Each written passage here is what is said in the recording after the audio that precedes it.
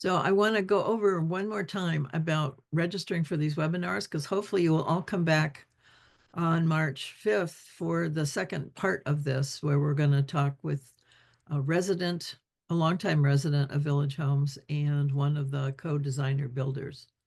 So that should be an interesting discussion also. So we'd love to have you back for that. And it's the same process, regrettably, but it is what it is. So you can sign up through the website. It will take you to the space. And when you get to the space, you have to RSVP to the event, and then you will get the link and a notice. So that goes really smoothly, but you have to do that piece. And I did send everybody links twice today, once today and a couple days ago. So hopefully people got the links and did it. But we had a bunch of people signed up and not everybody is here. So I know some people have not gotten it. So I have to apologize for that.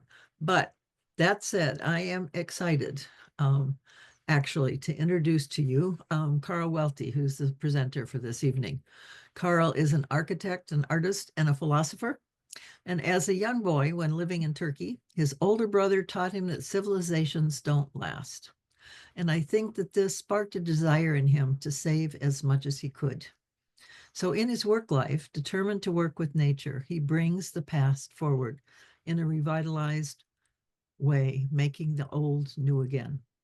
And I think this is seen in his dedication to passive solar, as showcased in his work as the Director of Architecture and Planning of the Banning Land Trust and with the Chino Basin Water Conservation District in Montclair, California.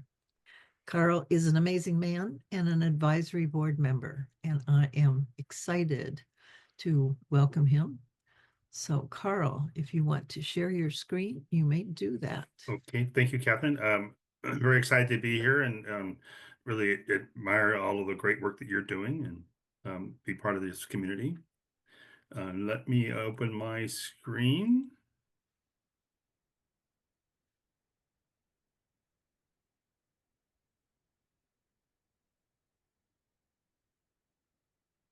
And start the slideshow.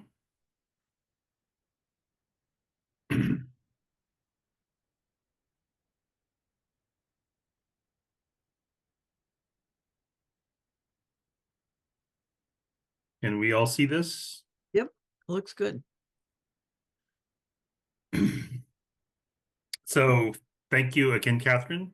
It's been a real honor to get to know you in the last year and discuss so much. Thank you all for joining us. So, designing for our climate future, lessons in resilience from 50 years of working with nature at Village Homes. I had known about Village Homes for quite some time, and years ago I started re-looking at it because I knew that generally how it worked, and I was looking at it to learn lessons about um, building communities that are less prone to fire, because with the idea that healthy, moist trees burn less. Um, but um, but I've realized there's so much more to learn, and I do believe that it's if not the best green community in the world, it's certainly the oldest best green community in the world. Because it's 50 years old, we can see what works over time, and more almost important in what is resilient. A quick note about my experience with water, particularly understanding water as a regional issue. I designed this building in Montclair, California, but we did a master plan in 3 buildings and redoing a demonstration garden. Um, so, Chino Basin is probably the oldest agency whose main responsibility is water conservation education and also managing stormwater runoff to recharge a local aquifer. I think we can all agree that we need to make better use of the resources Earth provides us, build a low carbon future, cool the planet, and reestablish a consistent rainfall. and create deeper connections to nature and community. And I am passionately believe that by working with nature, we can achieve that. And for example, work with nature with more green infrastructure.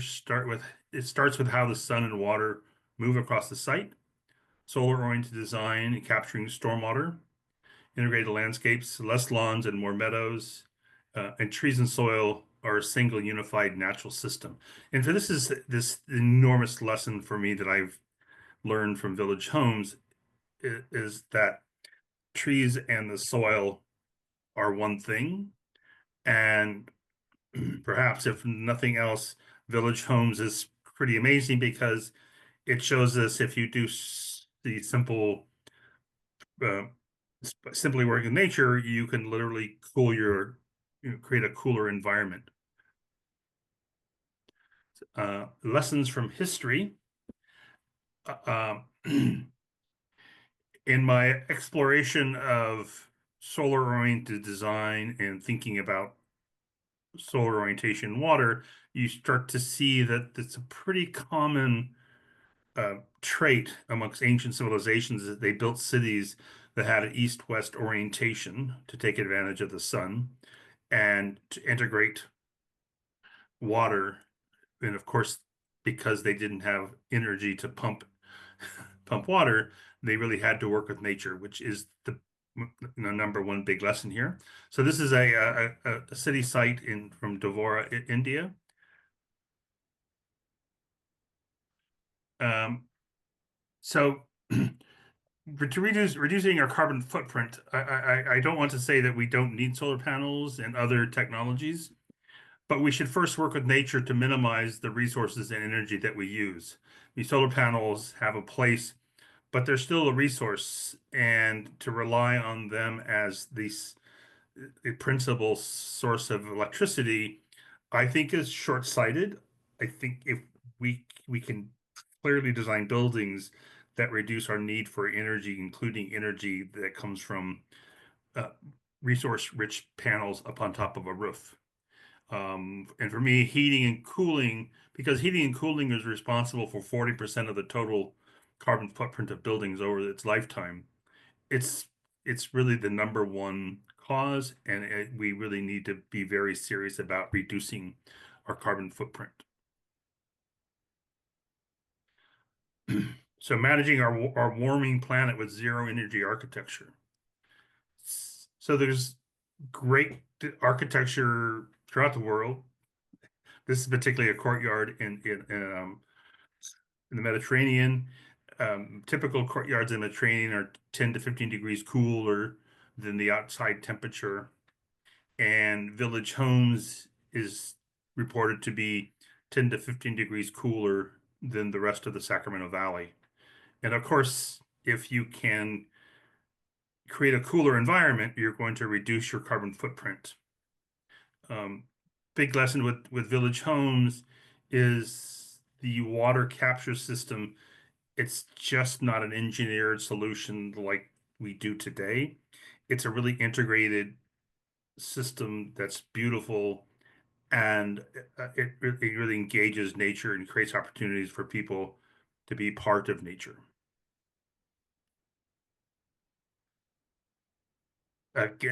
So this is an example of a solar-oriented city in ancient Greece. After 350 BC, most Greek cities were designed to take advantage of the sun.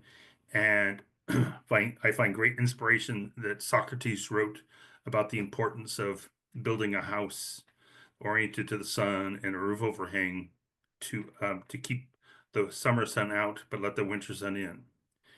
And if it needs to be said, this is a simple understanding that the sun is lower in the winter and higher in the summer. So just by simply designing the roof overhang to let the sun in the winter, but keep it out in the summer, can go a long way to reduce the energy needs for heating and cooling.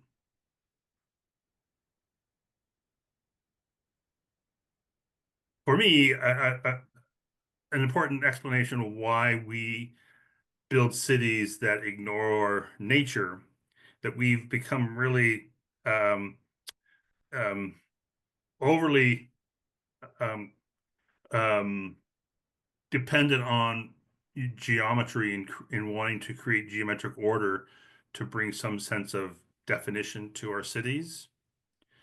Oftentimes, we incorporate geometry or we use geometry spread over nature without any thought about the natural environment. And you see on I guess the right of the Polonova, Italy is one of the original star-shaped cities or radial plans, which had become um, for me the best example of a geometric pattern overlaid over nature. But it remains extremely popular for people to start a community design with this geometry. And note that the geometry comes from the need to build fortified towns and create clear fields of fire with cannons and to protect the town from cannons. So it was very much influenced by the new invention of cannons, not the inspiration one should really use for designing with nature. And yet it shows up in a lot of the eco-village homes as designs. You see that often. It's we're working on that. So this is to me is a really kind of one of the most famous examples of a radial plan. Walt Disney's original version for what's now Disney World, the Epcot Center. Um, and there's so much that can be said here, but for me, it's very clear that the more we rely on geometry, the more that we start with geometry, the more infrastructure will be required and the more energy will be required.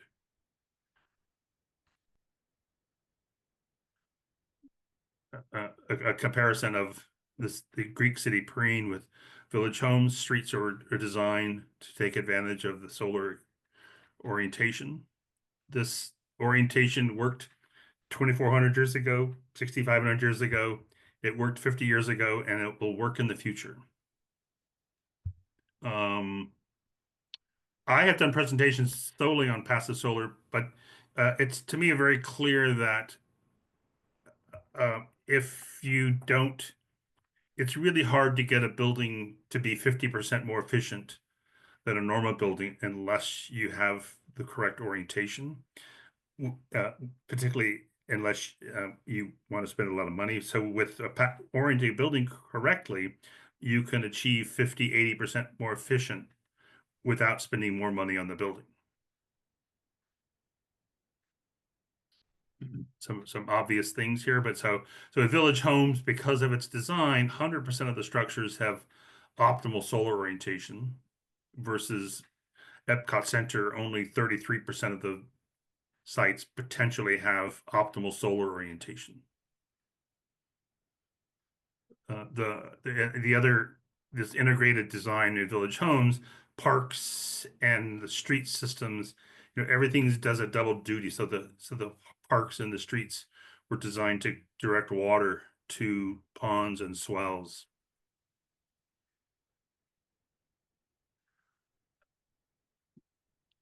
A few examples of water capture systems in India and other places of the world.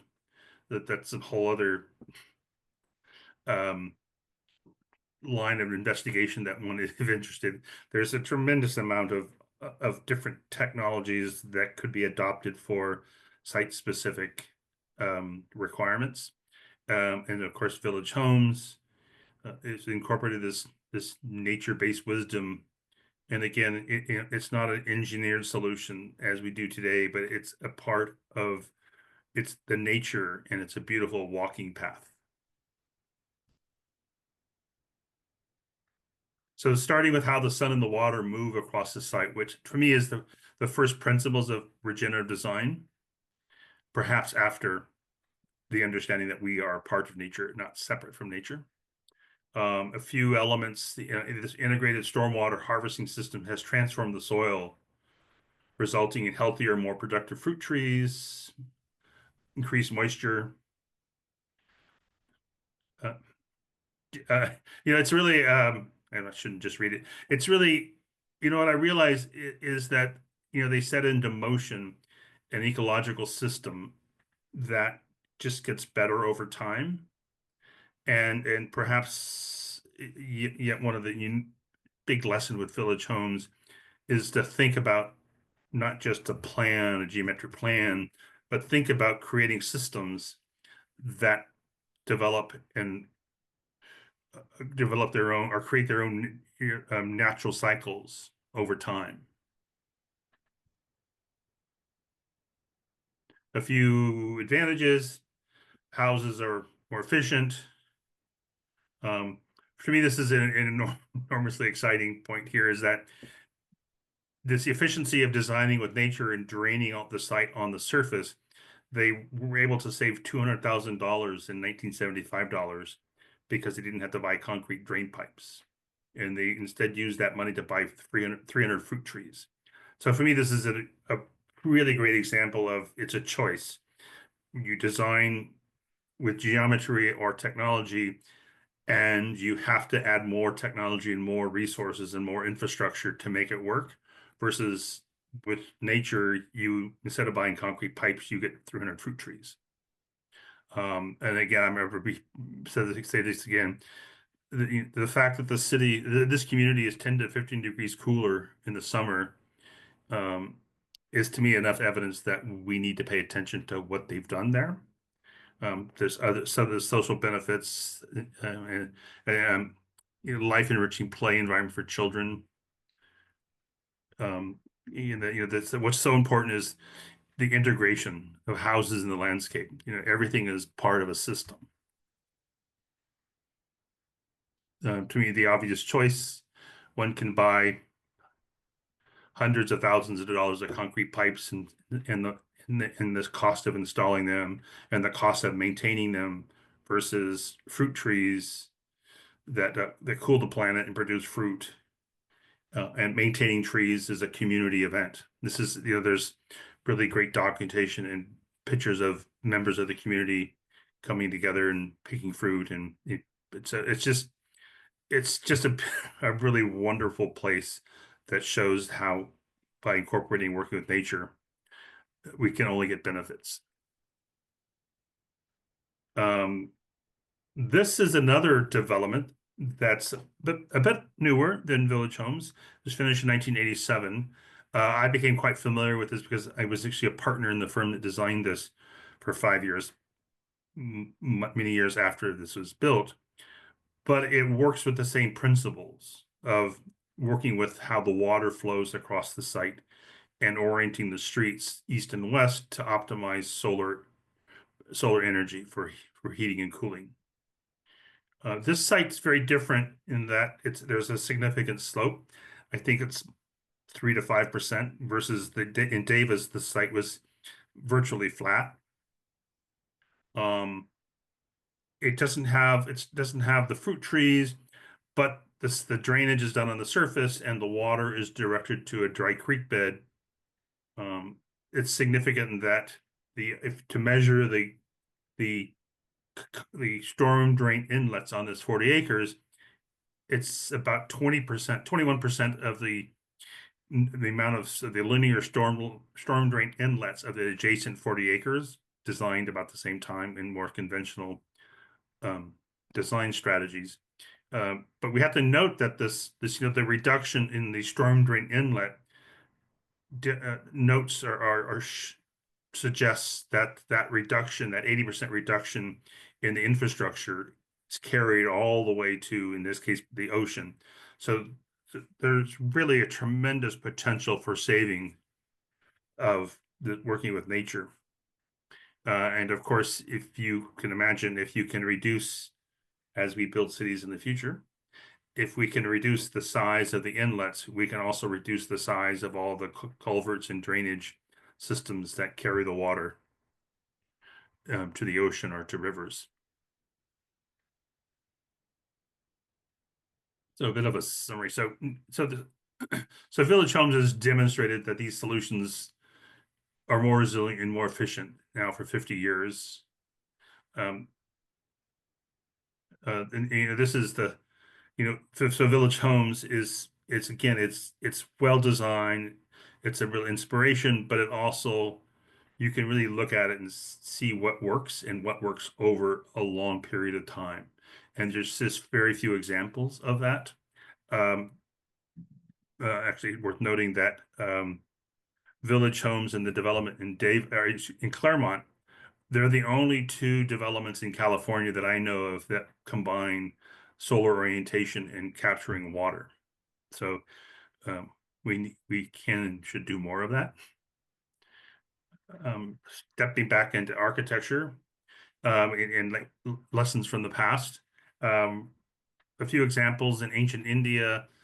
These there's pictures of photographs in the early 20th century of cities in India with these wind catchers, and it's really kind of amazing, amazingly beautiful. But every house has a tower with these sail-like elements on them, and in one of my more famous or more better known system are the Persian wind cooling towers, which are known to reduce the temperature by 8 degrees or 12 degrees centigrade, which is about 20 degrees for us. And the oldest ones that are still around are 600 to 800 years old, and they probably have not had any maintenance done for them in 600 years. Um, it's just so real evidence that it works, and it works without maintenance. Um, a favorite architecture of mine, a Roman ruin or Roman architecture that was designed to work with the sun. So it's as an example of this, the architecture can be designed both to be energy efficient, but also connect humans to nature and to the sun. Um, More evidence if we need it. Um, there if there's the probably the most rigorous building certification program is called the Living Building Challenge. And in 2020, they had a website of their case study projects. And at the time, there were only 111 projects. So it's hard to get certified. And actually, of those 111 projects, only less than 30 of them were what we call fully certified, with 7 categories or 7 petals. Most of the buildings have 3 or 4 petals. But what I noticed in this, out of these 111 projects, the projects that were more than 50% more efficient than normal, up to 80% more efficient than normal, they all incorporated the principles of passive solar. Oriented east and west, windows concentrated on the south walls, architectural features to shade south-facing windows. So to me, this is just more evidence that um, working with nature works, and it just makes a lot of sense. A couple of examples from this, the Rocky Mountain Institute in Colorado, 74% more efficient. You can see the long direction east-west. Um, uh, Preparatory Academy in Hawaii, a building in Pittsburgh, and a building in Virginia. So these principles work across all climate zones, not just sunny California, where it's relatively easy to do this, but there's a benefit in all climate zones. Back to Village Homes. Um,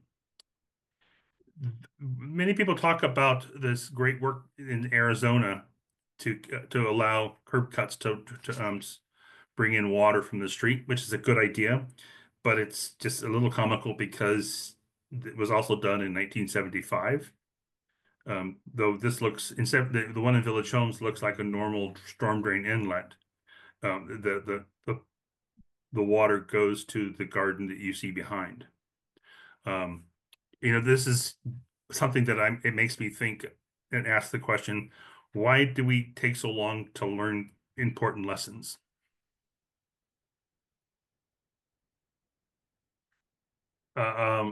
This is a project that Catherine and I have discussed. It's a apartment development in Spokane, And to me, another example of the project starts and ends with overlaying a geometric order over nature, a geometric order that has its roots in architecture or older cities. So if it's not obvious to me, the development, having these grand circles and symmetrical axes, um, it's it's a mimicking or similar to the Piazza St. Peter's in Rome.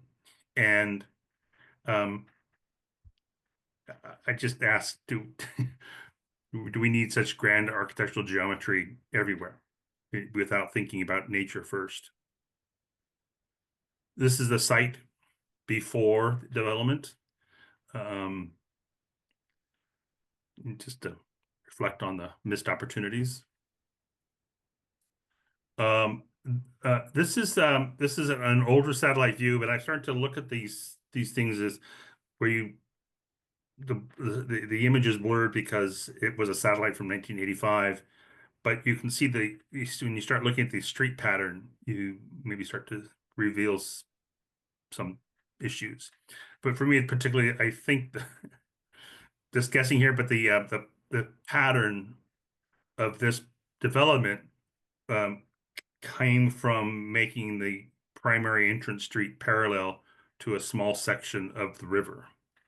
Um, clearly to me a really arbitrary um, choice, but it's a choice that we too often make because of some sort of habit from historical architecture. Missed opportunities, 50-foot wide streets, landscape elements like the island in the middle is not doing anything for the ecology. Um, when you look at the site, there's really a lot of space. There's a lot of lawn, but it's all fragmented because it's really just the leftover space. It's not the design of the landscape is not integrated with the buildings as in village homes. So there's not enough integration to really make so that the landscape can contribute to cooling the planet and helping cool the buildings. I hope you enjoy this picture. So this is the view of the similar shapes, the round circle in the apartment buildings and St. Peter's in Rome. We need less lawns and more meadows and less grand architecture.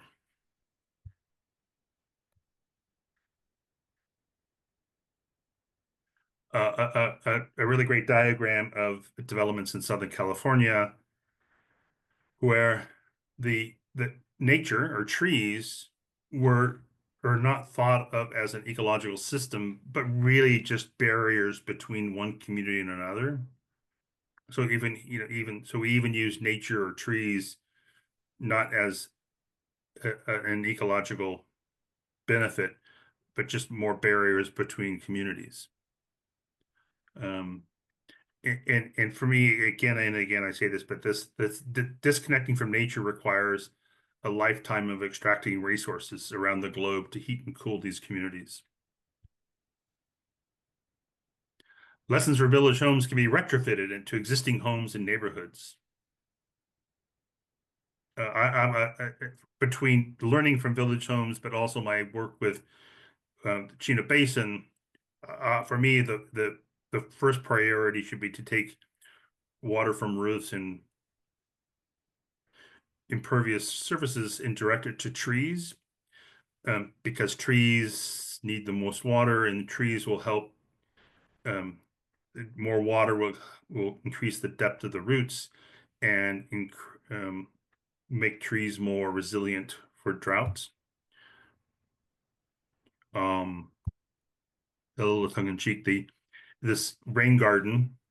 Uh, I, I I go out on a limb here. I think that again we've not learning the lessons, more holistic lessons, but we make rain gardens, but very rarely rain gardens with trees, but certainly not enough trees to do anything more deeper ecological functions. Um, Such as Miyawaki forests, sort of deeper, creating forests and mini forests that are dense, like village homes, that have a chance to create healthy soil and encourage the and get water into the soil. Catherine and I talk about this oftentimes, but we need to think of the trees and the soil as one thing. It's, village homes is not cooler because there's shade.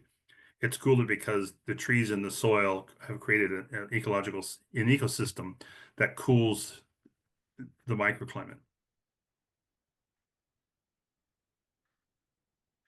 Um, uh, Compelling evidence that the um, clouds form over scrubland and not over our farmland.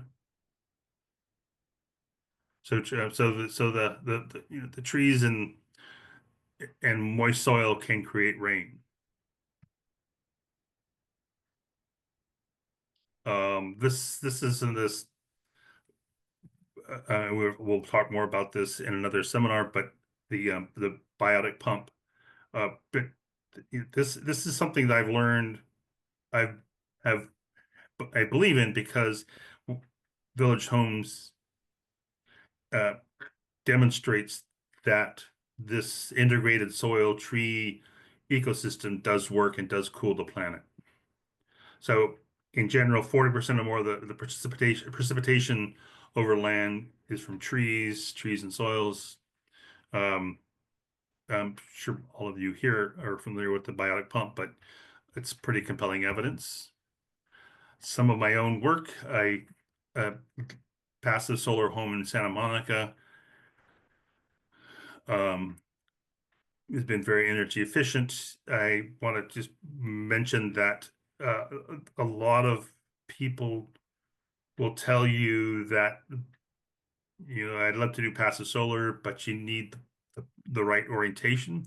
This is a house that the site is 45 degrees from the right orientation. And with a little creativity, you can create an architecture that works without the proper orientation. And another key part of this thinking about passive solar is we have to think about the building shell as an energy system. So it's not the building shells we design. It's just not a box with solar panels on the roof, but the building shell itself is an energy system. Windows in the right place, the roof is designed correctly, and thermal mass to absorb and store energy. The building for Chino Basin, um, one quality. It's the building is extremely energy efficient, but I really want to talk about the design of it. The task of designing a building about water, I I literally went up into the local canyon, which has shaped the hydrological cycles of this region, and the reason why there's a large, very robust aquifer under the ground is that all the rocks from this canyon over the eons have fallen and so I wanted to make a reference to the canyon that's visible from the site and incorporate wind cooling towers for ventilation.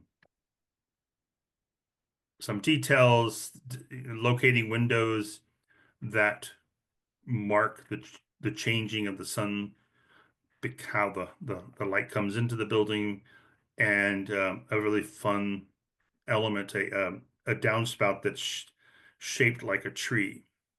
And this was a wonderful event or story for me, in that I always assumed that people would identify the canyon-shaped entrance as part of nature, or that would remind them of nature, and then perhaps the tree might reinforce that.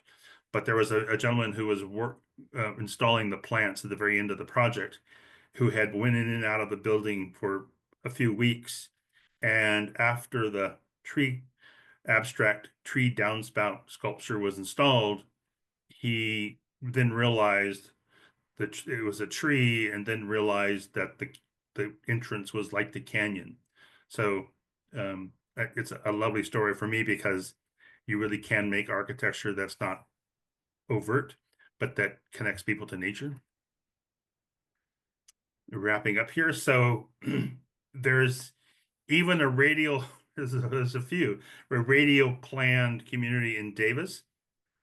The like the one on the right, I guess, the obviously the radial plan. Um, and you can compare it to village homes. Clearly, the houses are not, there are no energy benefits. But the it's just just one thing. The streets are some of them are very wide. They're not doing any, there's not providing any ecological benefits.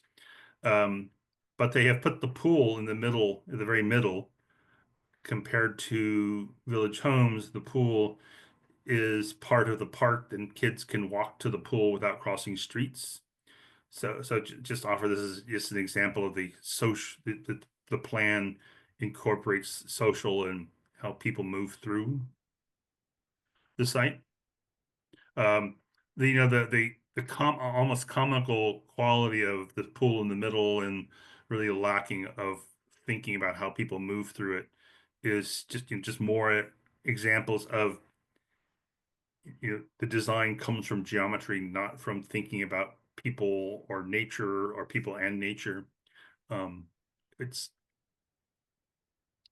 another diagram from a satellite view from 1985. I find these really helpful because it really exposes the diagram, or of the plan. Um, the orange circle represents the public access, or the how people enter into the community.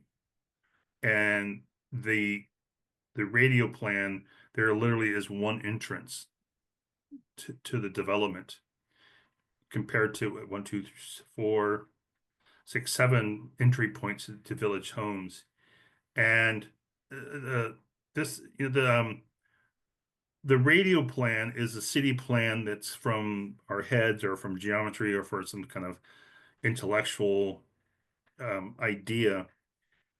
But it's really about turning our backs out of fear of onto nature, or turning away from nature. The village homes, I realize within this thinking, village homes embraces nature, embraces abundance, both in that it's not afraid of people coming in. They're not afraid of people coming in and taking fruit if that's what it's available. And as Jeff Lawton from the Permaculture Institute has said, walking through this, he's never seen a fruit trees that are so productive and also very tasty. So village homes, another like a big lesson of, embracing nature, and not fearing nature is an important part of this. And lastly, back to ancient cultures, you know, out of necessity, ancient cultures had to know where the sun is going to be, so they knew when to harvest, and often incorporated the sun and water into their gods. For me, this is also about just being aware of nature and working with nature. And thank you very much. Right, If Carl. I there's think you made some wonderful points. So we are open for Q&A if people have questions or comments they want to make. Uh, Carl, thank you. Yeah, I think at one point in your talk, you sort of asked this question, but it's a question that has been on my mind when I see always comes to my mind when I see something like this, is like, why have we not learned that, that this is a really great way to build a community, right? And um, it's been a while since we spoke, but I remembered, a lot of your comments around, our current designs come from this perspective from perspectives and geometry and these kinds of things. And, but as I've continued to work with other people, just for me, the built environment is the core in many ways of community, because it doesn't matter whether you're talking about a home or a school or a library or a church or shops, and it's where people come together. So to design our built environment around supporting healthy communities and well-being, and then tapping into nature to really allow nature to express in the most beautiful way. I don't know. I guess I'm amongst the few of the crazies who just question, like, why why don't we do this? And we have these the fires. I mean, I'm back in Colorado now after having traveled a lot last year, spending several months in California. And of course, we have the wildfire concerns here as well. But to look at these wildfires and the devastation, particularly what's happened in Los Angeles recently, is so devastating. And yet, there's this drive to rebuild fast, right? As opposed to, wait a second, I mean, and look, I mean, I'm not impacted by that. I'm not somebody who is out of a home, in this process, and these kinds of things. So it's difficult to certainly to step back and say this is what other people should be doing. But we do have opportunities to completely rethink how we build our communities to not be subjected to fire and to all of the other natural disasters that are perfectly preventable, at least in the scale and the devastation, the amount of devastation that we see. Yeah, Yeah, Dee Pierce House has been holding some seminars on rehydrating California, and there's another one on Friday. And she's pulling together a group of people to talk about that and to figure out how to best approach that. Isn't it just a valve somewhere in a pumping station? Yeah. Yeah, it's really easy. Yeah, super simple. It's such a powerful valve. The water flows over all of the mountains between Canada and California. Yeah. I Now mean, they're having mudslides. It's the biggest, greatest valve ever. Um, Yeah. Yeah, we're so worried about getting rid of water. We've not really appreciated the need to keep it. And it's really such a turnaround, because every city has been designed to get rid of water. That's the whole thing, is to prevent flooding, quote unquote. You want to get rid of all that water. But the hardscapes of a city collect water. It's designed to create that gush. It doesn't give spaces for water to slow and spread. And when we had those, they were called wetlands, and we paved over them because we wanted to build there instead. So we lost that natural opportunity to allow water to spread. So it is coming back in some places, and beavers actually are playing their part in that in some places as well. But that's one of the things I think that Village Homes really offers, is that it's possible to design with that in mind, and you don't lose units. That's the thing. That's part of the building. It has to be bigger than the lot really can hold, or we want to cram as many units in there as possible. And I don't think that that's necessarily the case. But I do think that if we design the land to hold water before we build, and then understood how to build in that context, that we would create the capacity to hold the water that we need to now keep. It's going to come sporadically, and we need to keep as much of it as we can get. And the cooling aspect is no small thing, especially in cities which are so filled with hardscape and cement and other things that just radiate heat, which really pushes the rain away. I think one of Carl's pictures was of the rabbit fence in Australia. And you can see very clearly on one side there are clouds where there's brush and vegetation. And on the other side of the fence where there's nothing, there's no clouds. The rain is actually pushed up because the heat pushes the rain away. And cities are faced with that as well. So the more green they can have, the more cooling they can have, the more likely they are to have rain in that area. So it's actually a regional issue that cities can be instrumental in healing if they chose. If they Yeah. chose. Yeah. And then in the rural areas, I mean, we, cannot, continue to have bare ground, Yes. right? We have to regenerate, the natural grasslands, which, in 1/3 of the Earth's surface, those natural grasslands are significant, pumps of carbon into the soil and retain water. And I'm sure you've probably seen what Savory calls the fence line photo of where they've been doing holistic management for really just a few years. And there's a fence line and next to the property where they have not done it. And, it's bare ground versus lush grasses. Yeah. And, to Carl's point, I mean, that transpiration, brings rain. I mean, you create microclimates and, why it's almost, it's unimaginable to me that people cannot hear this and that we have to then politicize this as, maybe this is the woke way, and so it's woke and we won't do it. Or I don't know what it is, but Yeah. it's craziness. Well, the whole agricultural thing, with that bare ground over winter, here in the Palouse, they lose an incredible amount of topsoil every winter through dust. Right. And they're estimating now that the topsoil will be gone by 2050, where cover crops that are grown as part of that system would eliminate that.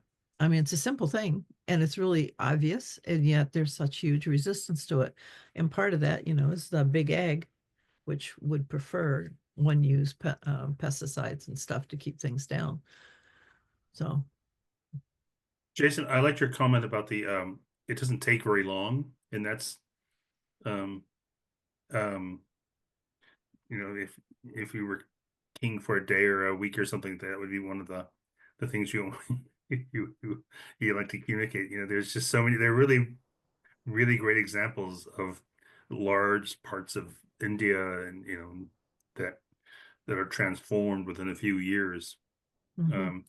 And I don't know if you've watched this, but there's a great video edited or narrated by Jeff Lawton from the Permaculture Institute about village homes, filmed in 2013. And he points out that the system of the swales, um, within 3 years there's moisture. There's more. He didn't. He said it's not wet, but there's more moisture 18 feet down. And And it's been there 50 years, so we know it goes down farther. And the roots are a really big part of that. I mean, even in grassland, it's the roots. If the soil roots. is poor enough that the roots can go down, then they actually bring the water table up. So, Right. and there's been lots of research to prove that that is true as well.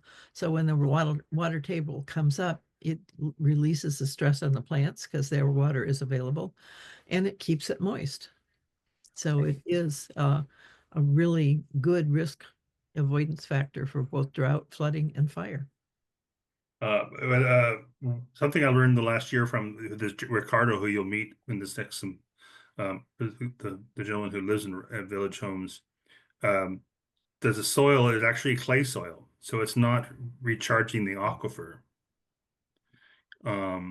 Versus the development in Claremont, there's a lot of recharging the aquifer because it's a lot of rock, so the water permeates very fast.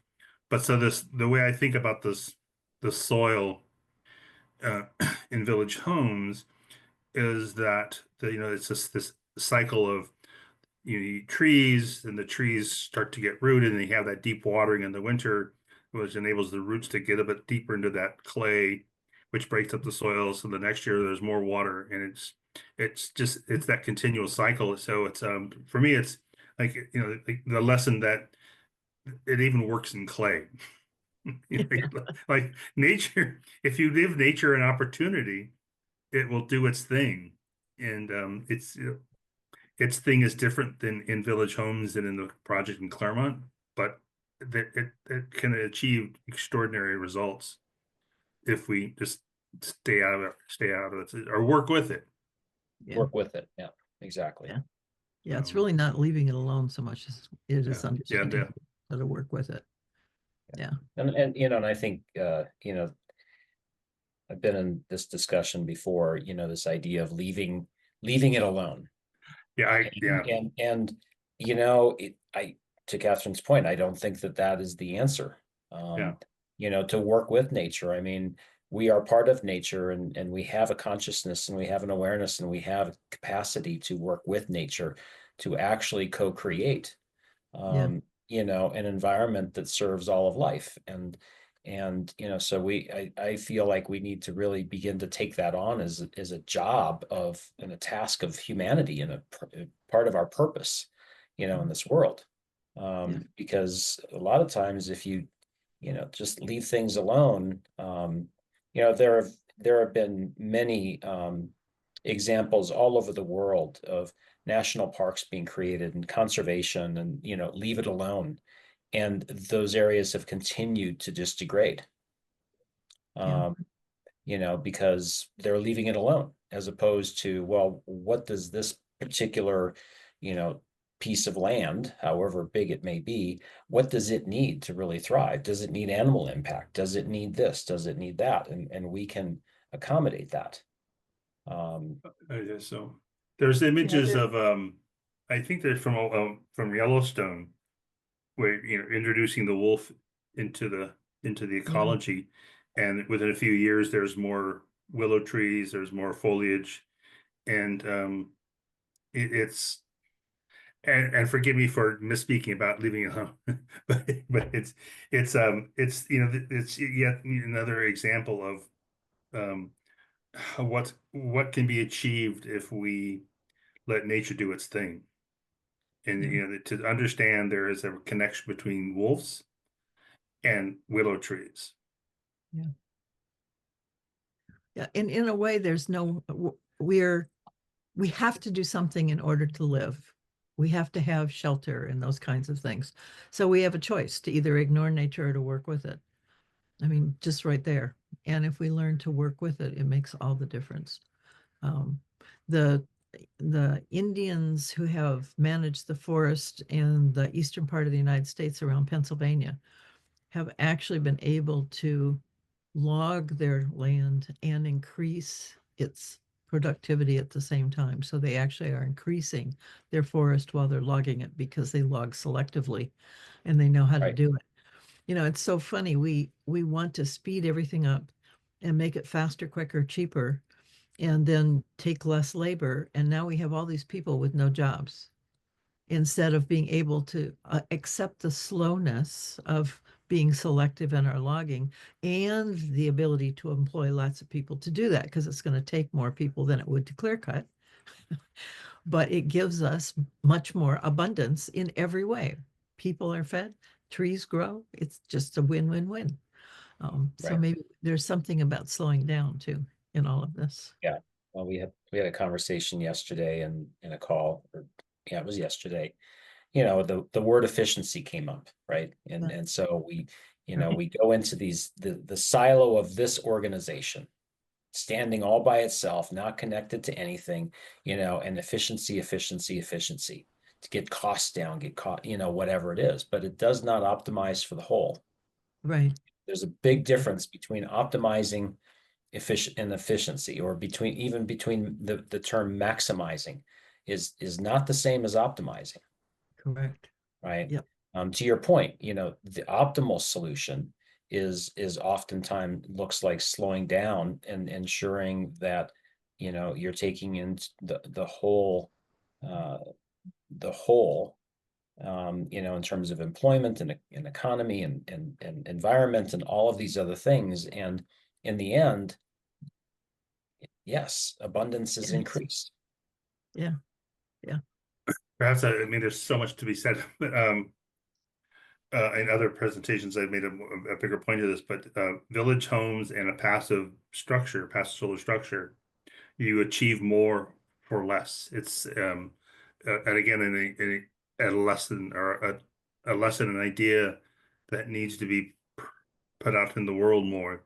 That that green design can be cost less to do, um, and be in return more benefits, year after year. And less to maintain. Right. So Carl, it's do you less know to of, start and less to maintain. right. Carl, do Yeah. you know of a house here in Boulder called Solar Harvest? I've Uh, heard that. I've heard this. yeah, so it was built by a guy named Eric Daub. He was a client of mine several years ago. And he built that as his personal home. And, he did it with, basically exactly the way you were describing it, mostly an east-west orientation, fewer windows on the north. The south was all, glass with, here a 2 foot overhang on that south side would allow the sun to come in the wintertime and warm that area, but the sun wouldn't come in the summer. And then he had sort of the front, all glass, and then a room that captured all that heat in the winter, and a ventilation system that then pulled that air into the house, to warm the whole house. And he was able, between all of that and the specs on the windows and the insulation on the walls and all this type of thing, to uh, he has no furnace in the house. And it took him quite a while to get the building inspectors, of the city to approve not having a heat source Wow, in that's the a house. But he had to prove that no matter how cold it got outside, that he had the ability to maintain an inside temperature of 68 degrees. And he did wow, it. good. And he There's did it. a really great story from the Corbett's. The they talk about the surface drainage system, the no culverts, no concrete drain pipes underground, as the last hurdle for them to get approved. And if so, eventually the city said, okay, we'll let you do it, but you're gonna have to put a big bond up, because when the big rains come, you're gonna be flooding. You're gonna have flooding. And 3 years after they completed the grading, there was a big wet winter for them, the late 70s, and Village Homes was one of the few developments in Davis that didn't flood. And that was only 3 years, so that was very early, so you didn't have the soil to absorb that water. Um, Yeah. it's Well, they did have a 500-year rain event. So they had 5 inches in a day and they still had no flooding. And they've got a video of that. Yeah. Jonathan? Yeah, we really need to take off because it's been hours on Zoom today and getting to the end of it for me here in the East Coast. But Uh, this is so wonderful because it takes me back to the work that I did as a passive solar designer and developer in the 1980s in Canada. And it was exactly this model. We built one zero energy house along the lines that you were just describing, Jason, with the overhangs, and we belong to the Mass and Glass School, and it was just um, the issue was that this was in the 1980s. I guess maybe about 3 or 4 years after I started my company. And of course, I had no idea what I was really doing because I had been a government bureaucrat for 10 years and just really frustrated and quit in order to try to demonstrate that there was a better way to build buildings and to build homes. But the price of oil fell down again, as I like to say. It went to 25 cents a barrel. And we and all the other solar builders were, just really pushed out of the field. So, Yeah, it's the price of that cheap oil and Ronald Reagan, yeah. really. But now the tragedy is that with they're not, the oil's not going to get it cheaper, and it's not just cheap oil, but it's our surviving on the planet. We're looking for ways to reduce our footprint, or um, but even environmental studies, the Regenerative Center here in Pomona, it's really have produced a couple of generations of well-minded people who don't know anything about the 70s passive solar design. And I'm working on, I'm doing my best, Got it, yes. but You it's, know, when we did this, we went back to the 1930s for inspiration. Yeah, Read some of the books that were produced around that time and then tried to replicate it. Um, and but things have been progressively getting worse during our lifetime. One of my concerns is that things have gotten really much worse during the course of our generational on the planet. And what we're leaving for our kids is something really very problematic. yeah. And it's Uh, definitely not getting better. I mean, the oil industry believes that it's going to be producing twice as much plastic as we have now, and they're ramping up. The fossil fuel industry, and of course, this all feeds into the backward-looking attitude of the federal government today. I, Yeah.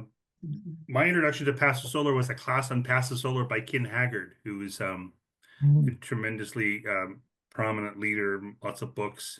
And a few years ago, I reached out to him to help to consult on a project. And this is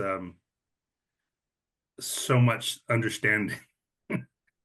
And this is a guy who's built a couple hundred passive solar buildings. Um, there's a synagogue in San Luis Obispo that he designed, which I think is truly one of the best examples, but it's 80% more efficient than normal. And he's designed it without any air conditioning system.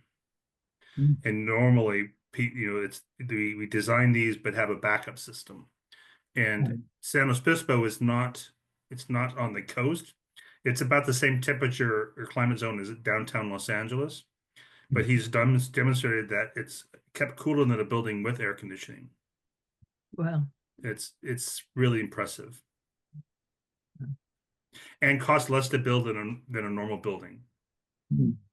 Um, I love to talk about architecture, and if you mentioned the 30s,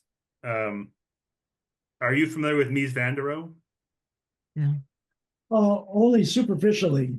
Well, Again, it's worth mentioning because Mies van der Rohe is one of the great heroes of modern architecture, glass boxes, and in the last couple of years, I learned that one of his most famous houses in Czechoslovakia, the Tugendhat House, clearly was designed with passive features, including a solarium on the east side, probably heavily influenced by the wife of the couple, and a they called him a licensed lens or gardener in Czechoslovakia at the time, a woman who probably had some pretty big influence over Mises' house, which was why there's a solarium. Um, but I'm trying to figure out how to use this in talking to architects, because I will assure you that this is a building that we have all looked at very carefully, and not in our architectural classes and our history books. No one's ever talked about the solarium, and certainly not that there were women involved in why Mies van der Rohe did what he did. So anyway, that's part of my interest in like sticking my knife in the socket to create problems. But it's within the architects thinking, the fact that Mies van der Rohe, this enormously important heroic glass house was sensitively designed to work with nature and be energy efficient. If you're interested, I can post it, or there's a great article published by a Czech engineer that explains what he did. Yeah. Well, thank you so much. This has It's been brilliant, really Jonathan. Thank was- you.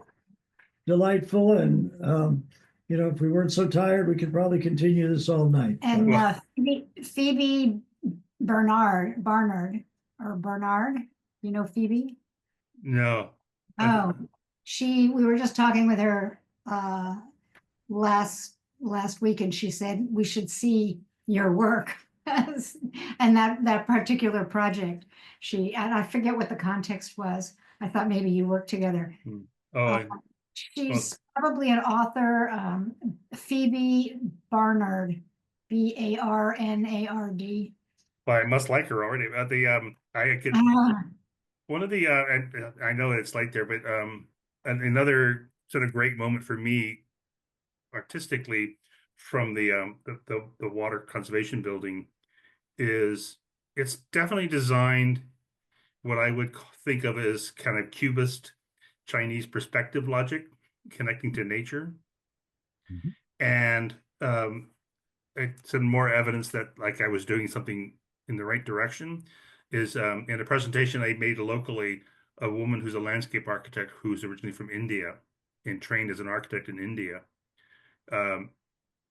Without me explaining how it was designed to connect to nature, she understood it because she's not, her background is not Western geometry, but more spatial and nature-based thinking. Yeah. Well, I Well, appreciate you thank guys you so coming much. very much. We're gonna take off. I love this, and I hope to see you again soon. Yes, very Okay, nice to meet hopefully you. see you in 2 weeks. Okay. Take care. Okay, all right. Bye-bye. Yeah, I might jump off soon as well. I started very early this morning with a call to folks in Africa. So Oh gosh, thanks. Oh, Nice yeah. to thank you for showing The up. time zones are killers. yeah, they are. We're a 9-hour difference here in Colorado now from that part of Africa. So, to get them during their workday, I had to be Yeah. outside of my workday on the early side, and I'm not a morning person. Thanks for thanks for joining us, Jason. Yeah. I mean, this is another chapter, but this question of forests Mm. and what we build with, all about nature and nature-based solutions, but does not include building with wood.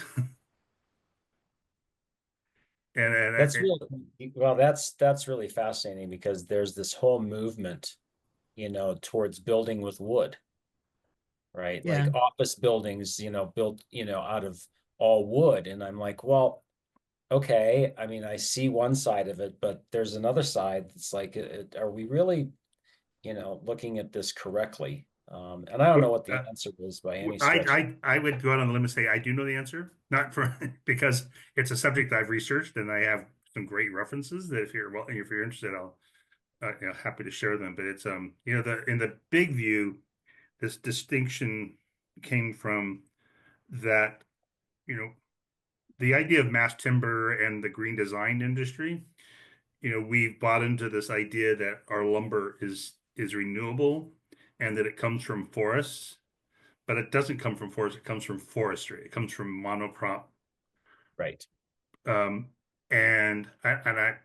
if you're interested, I'll send you some stuff we can talk about. But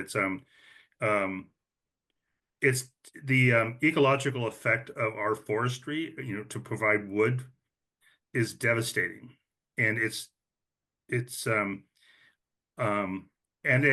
what I could find, it's probably in terms of acreage, it's probably the largest by a good margin of land area in California that's mismanaged as any other monocrop ag product Would is. say, nature abhors a monocrop. I mean, there's no such thing as a monocrop in nature. And so when you see, I was in Oregon this past summer and seeing these areas where they have gone in and just completely clear cut, mountainsides, and they're going back and they're planting trees. But to your point, it's a monocrop.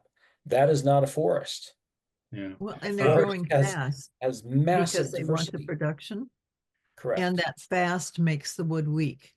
It Right. doesn't have the time to be as dense as it would, which is what Carl's point is, that because it's not as dense as the old wood used to be, Mhm. it burns faster. Yeah. And Wow. unless we change our ways, it will never will be. Yeah. And again, as like all other monocrop ag products, it's not as nutritious and less fiber, Right. which and this is something some information I only found in November, which I try not to be conspiratorial, but I think given how long I've been looking at this question, I think it should have been easier for me to find this. But it's some research and studies that were done by the Underwriter Laboratory in 2009. But points out that our modern houses burn 8 times faster, 200 times more smoke. So it's like every other trashy food product. Yeah. Right. It's like Right. what it's like it's the universal truth about nature. If you shortchange it, you're gonna get Shortchanged. shortchanged. And Yeah. so Yeah. so for me the building with light gauge steel. And I kind of there's it's a bigger conversation, but there's we need to shift that steel is from nature also. We need to change how we think about nature. Um, and I'm happy to have this conversation if you're interested. But I think in the end, because the amount of land that we use for mining ore is so much smaller, that there's potential to manage it more carefully, less less pollution, less unintended Waste. consequences. Yeah, that's a really interesting. I'd love to have that conversation at some point because I would say that my knowledge is super thin in that realm. My early clients, when I was fresh out of college and I passed the CPA exam, and my first job was working for one of the big eight at that time, public accounting firms. And I spent a good chunk of my time working with clients in the mining industry, Mm. specifically copper mines, both, the open pit and, underground. And, seeing those mining operations, it's just like, whoa, there's a lot of not good stuff there. And, I've come back around to thinking about, the fact that we do need, Earth's resources in that way. And how ultimately can like AI and robotics and these kinds of things help us reduce the unintended or the bad consequences of that, the risk to the workers, Yeah. et cetera, et cetera. Can we make mining the resources that we do require for this life that we've constructed, make it a safer and less impactful, environmentally impactful industry. So Yeah, interesting. I think I still have your email address. I can send you a couple of articles, and I'd love to Yeah, have great. that conversation because it's an important conversation, and I'm trying to figure out how to. It's not. It's Yeah. a big pill Well, to swallow. right. Well, and a lot of efforts to, plant 1 million trees. I mean, it's kind of the same thing. We're Yeah, we're it's really monocrop not still. we're not planting forests. We're Yep. planting monocropped Yep. tree farms, basically. Yeah. So there's a lot there. I'll ask you one other question. Well, both of you really, but Carl in particular, since you are an architect, have you ever run across an organization in Denmark? I think, well, their first project was in Copenhagen, I believe, but they may be based in Brussels. But it's called Home.Earth.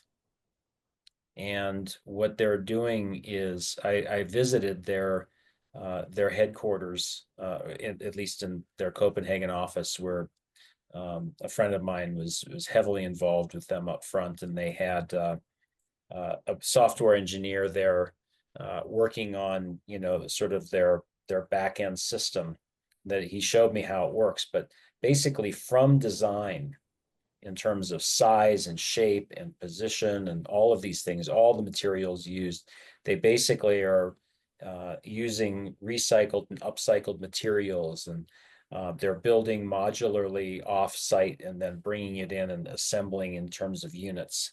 And then they, you know, that's the building aspect and they're calculating the carbon footprint embedded, you know, in the construction, based upon all the design parameters, the ongoing estimated maintenance and continuing carbon footprint. But then they're also building community around that. So their intention is to have intergenerational communities living there, and it's not a development company that's going to build this and sell it off, you know, for a profit. They're an organization who are going to build these units and then basically maintain those units and foster that community for, you know, for the long haul. So I thought it was Those are really great questions, and I'm gonna honor your time. The Mike, you know, so I think I have two quests. That's passive solar quest Mhm. and the not building with the wood quest, because I learned in 2000 from two projects that you know, to use a term from the 70s, we're way past peak wood. Mm. And one of the lessons was it just finished a second story addition, and my clients told me that their exterminator advised them to tint the house immediately, which I was shocked, and I like, and they said that, so this is in 2000. So this exterminator, who was aware of the situation, he said that the new lumber brings in termites. Mm. And I assure you that there's only more evidence that it's only gotten worse in 25 years. And I mean, one little note about the interest in mass timber, a question that architects are not asking, but I do. And I have a study from the University of Mississippi to show you that termites don't care how big the wood is. They will eat it. So there's a lot of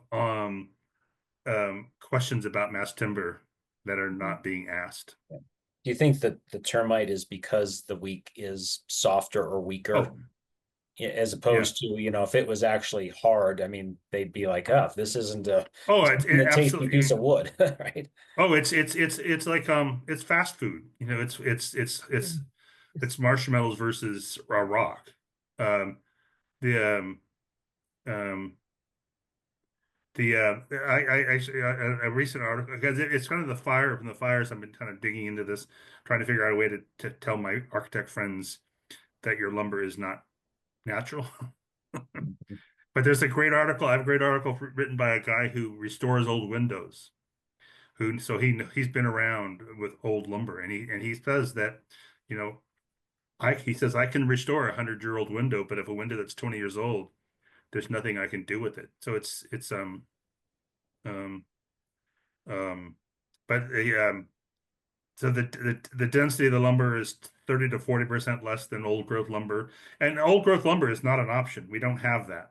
No, We at any price, we need that to cool the planet. But then also he points out that the growth rings in old growth lumber is typically about 25 per inch versus 4 or 5. it's it's really it's um that you is know wild. circling back to this is um something that Catherine has really inspired, the biotic pump. These now, I mean, it's project like 16 million acres in California, which is timberland. That's 16 million acres that the soil is not doing anything to create rain. it's not healthy soil. You know, because it's It's monocropped. there's no it doesn't happen. um Yeah, the Yeah. soil needs the diversity of plants, and the clouds need the diversity of plants to get the right aerosols, and they're just not there. Right. So the soil is not as porous as it needs to be, as rich in humus as it needs to be, and it doesn't give off enough aerosol to do as much rain either. So it's just, we're just like shooting ourselves in the foot. Yeah, exactly. Okay, well, I'm going to take off and Great to go. see you, Jason, and I look forward to talking to you soon. I'll send you a couple of You articles too. if you want more. I can Yeah, great. happy to have that conversation with you because it's a really important forward to that. conversation. Yeah, I look forward to that. And Catherine, I'll see you, I'm sure, soon. I haven't seen you in some of the regenerative calls, GRC calls lately, but I've been busy. Good. I've been busy here. I'm trying to get the city of Spokane to be a sponge city. So I'm okay. talking to lots of people and attending lots of meetings, doing that instead. All right. Well, good. That's far more impactful than sitting amongst the group of 12 people Right. talking about whatever we talk about. So Well, anyway, it's and great hold- to see you both. Yeah. I'll see you Okay. soon. Great. Take And care. Charles, is there anything you want to add before we leave?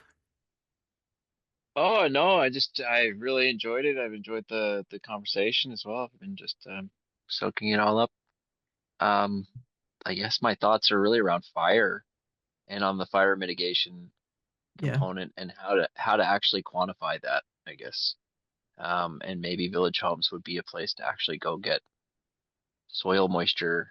It would actually be, I'm thinking it hasn't burned, so it's not a good example that way. Um, anyway, that's sort of where my head's at. Well, there actually are examples with groups that like Zach Weiss, for instance. He had a video on LinkedIn which went viral, talking about the fires in California, and his whole thing is designing land to hold water, land hydrology. And the projects, he has several projects that he has built that used those technologies and that were unscathed in fires. Fires burned all around them, but they they were untouched because there was enough water in the soil to prevent the burning. So Yeah, I work with Zach, and unfortunately, one of the best ones he didn't get permitted, so can't actually publicly share it. Um, oh, so yeah, I was oh, just trying to think like what we can actually use to make this case, and I guess it's also realizing like to kind of sway the powers that be, if you will, that it's like I feel like numbers, right? Like how do we actually like quantify um, yeah. the change? And then I'm also yeah. interfacing with like the reinsurance folks, and they're very much, statistically minded. So it's like, Yeah, okay, yeah, yeah. I feel quite confident that we can do these things over time, but we don't have that 10-year time frame Right. to prove it. It's like Yep, we got to do it Yeah. faster than that. So Yeah, exactly. that's a priority. I mean, we need to find somebody from Davis or somebody to do that, to get that data. I was talking to a permaculture person here in LA who has some insight from Davis Fire Department that they look onto Oh, village homes as favorably. well, But Ricardo or Judy might have some stuff okay. too in 2 weeks. yeah. I mean, because they've been doing this for 50 years, the soil the soil must just be extraordinarily healthy and Yeah. Charles, where do you live? I'm in Nevada City. Okay, I'm California. I'm California based. Yeah. Okay. However, I was in San Diego County for a while and briefly worked with Carl on a project down there. Yeah, I'm trying But to find people yeah, in no, our I'm in area. Nevada. Yeah, Yeah, to yeah, have that you're who in have Zach's Washington, right? experience. So we're offering scholarships Oh, for okay. somebody to take his course who's local. Oh, interesting. Charles, Oh wow, what a cool uh, opportunity for somebody. Um, I mean, it would when you have time and explore Catherine's website and the work she's doing, I think you'll it'll be she's a kindred spirit. Oh yeah, I could tell already Yeah, it's this around a little bit. soilsmart-soilwise.org. Okay. Yeah. We'll talk on Friday if that still works And for you. I don't know how many some of these articles that I recently found I can share with you. My next um publicity or sort of vision project is to start documenting. We have photographs from two houses that were um, mostly framed with steel that did not come through the fires unscathed.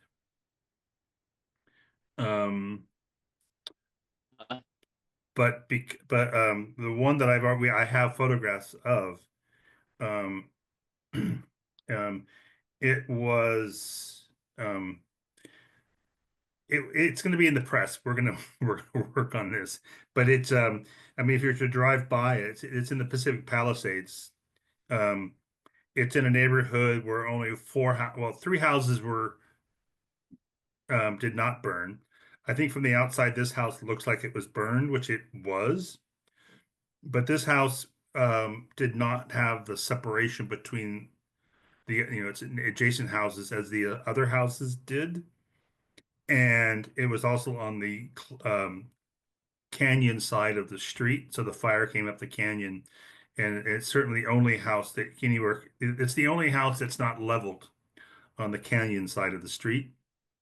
Um, I'll share some photographs with you, Charles, but it's the when it was under yeah. construction 4 or 5 years ago, my steel guy, or the guy I've learned so much about steel, he was having conversations with the contractor engineer suggesting that he advised them to not use plywood for the subfloor and plywood shear walls, but to use sheet metal for the shear walls and a corrugated metal deck with 1 inch of concrete instead of plywood on the floor. And the stuff that burned was the plywood and the plywood shear walls. Um, They we, did you know, not we, follow his recommendation. you know, and there's a second house as well that um, they did not follow his recommendation, and there's some really kind of amazing lessons from these houses. And I keep blabbing here, but there's a wall in this one house that was the exterior garage wall, and the the owner had to save the existing wood studs to satisfy a setback requirement. So I have pictures of the wall after it was constructed, and they attached metal studs directly onto the wood studs. And there was plywood on the outside of those studs, and then stucco. And now post fire, the wood studs that were attached to the metal studs are completely gone. The plywood's completely gone, but the metal studs are still there and usable once they dismantle the house and rebuild it. So this idea that metal studs are going to melt with a low fire is not true. It's to see the metal that's how it survived, given how fierce the fire was. It's really amazing. Yeah. But Yeah. um, Interesting. Well, as you're speaking, I'm thinking like you're very much in the built environment, and I work more in the landscape environment. Both are sort of fire.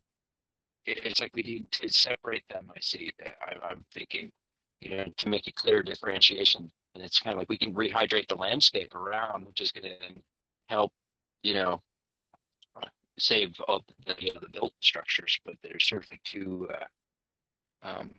Yeah, I don't know. It might make it's making sense to have some kind of differentiation there. well, that's Do you interesting. think about that, Carl? I mean, like, how do you think about the Oh, you're breaking up. landscape that the structure sits? Okay. You're breaking up, Charles. How do you think about the landscape? Sorry. To try it again. how do you think about how the landscape influences the structure, like that it's sitting in, I guess, from a Oh, fire perspective? well, the um, um, at at some level, Village Homes um, provides some evidence that an integrated landscape with designed to um, capture water, build a healthy soil, gives a benefit of a less flammable and cooler landscape. Um, and regionally or globally, I think that we should stop building with wood and use those and try to reestablish larger forests that are functioning like forests to help cool the planet and create a more steady rainfall.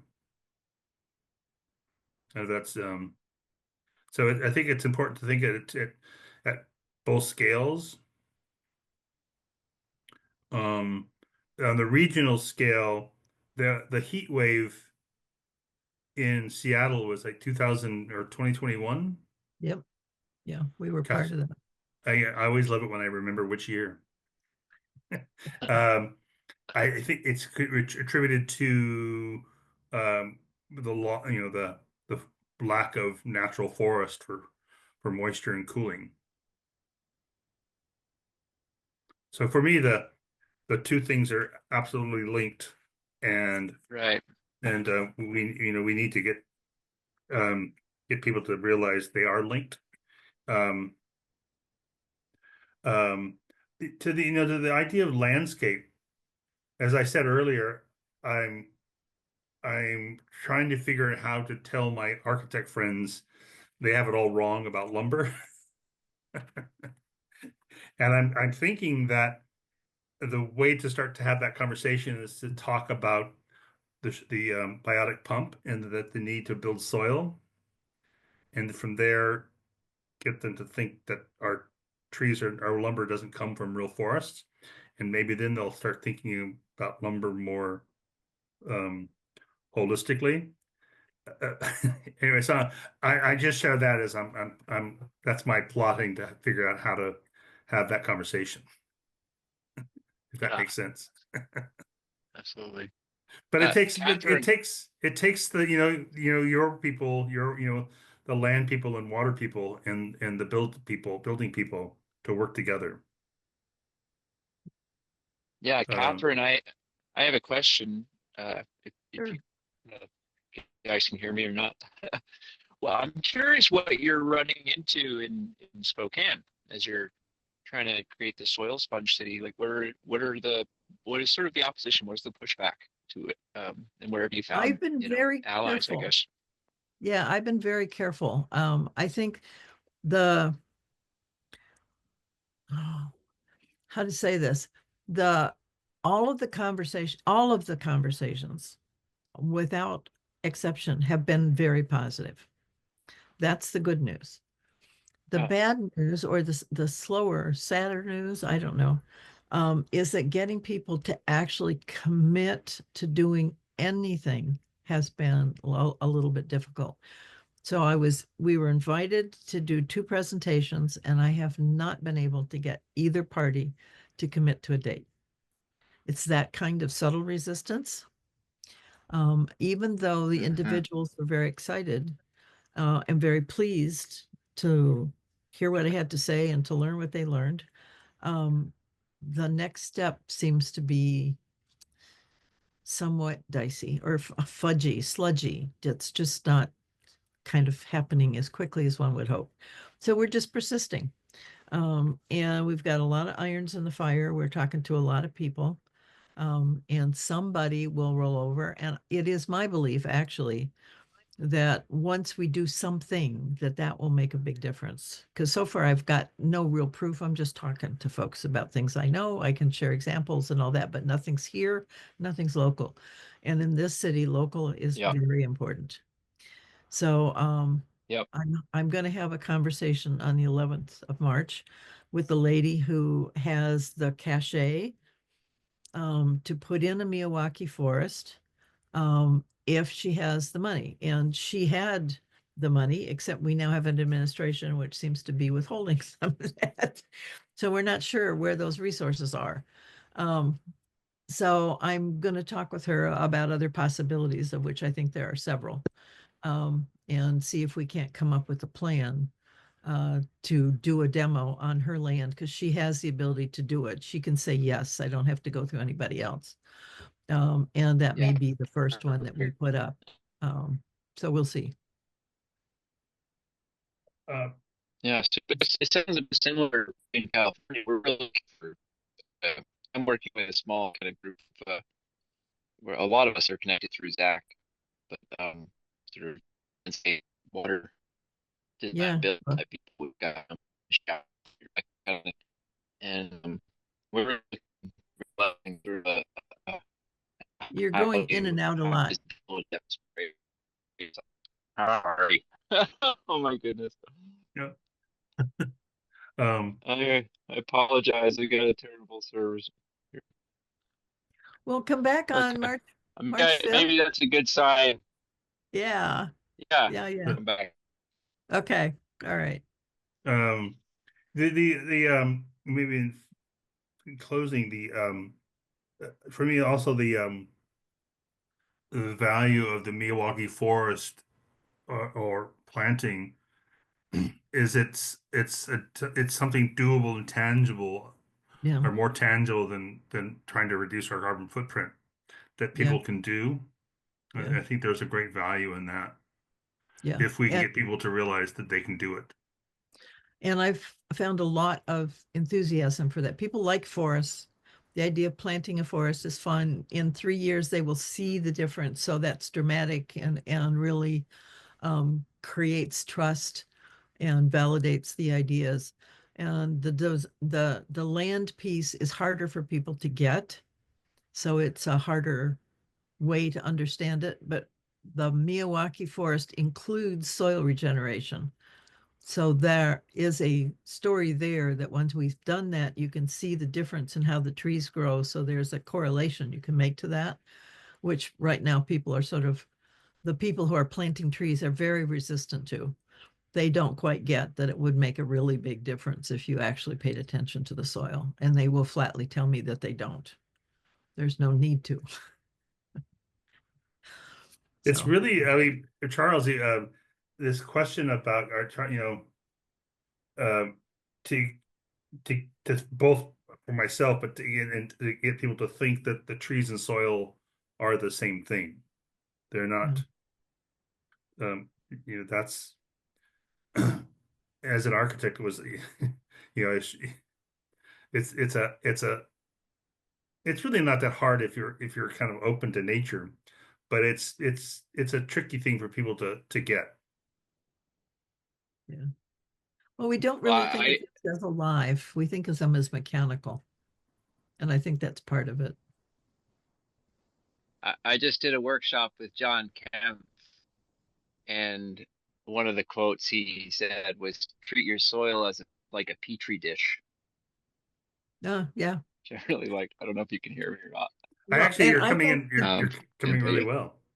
I think that's the secret with biochar, frankly. We're trying to standardize it and figure out how to do it so it's the same everywhere. And I don't think that's how biochar works. It also is a living, natural thing.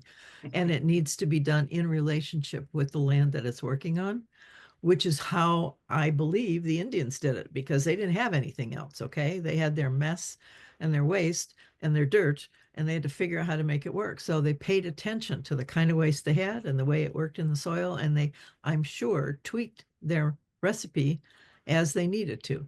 And we are not into tweaking. We're not into that relationship piece. So we're having a harder time with biochar because we wanted a one size fits all thing. And it truly is not that. But there we are. Yeah, I do Korean farming. I do have success with natural farming. With or without success? I didn't hear.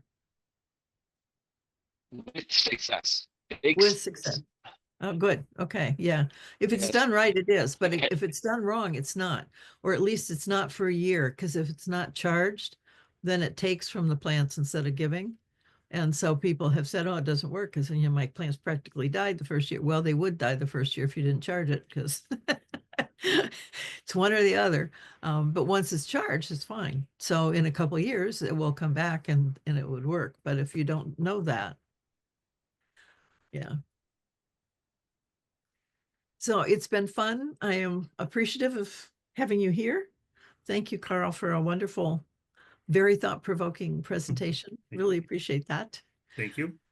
And we will, I hope, see everybody on March 5th. So please sign up. Sounds Yeah, great. Charles, March 5th is when the Judy Corbett will be here. Yeah. That's Okay. Oh, wow. Okay, cool. Yeah. Yeah. Yeah. So we have a chance to talk to the co-designer builder Very and cool. hear her city stories. All right. Okay. Good night, everybody. Good night. Thank you, Catherine. Okay. Nice, Bye-bye. Charles. I'll talk to you on All Friday. right. Okay. Bye-bye. Yeah, sounds good. Look forward to it. Bye-bye. Bye-bye.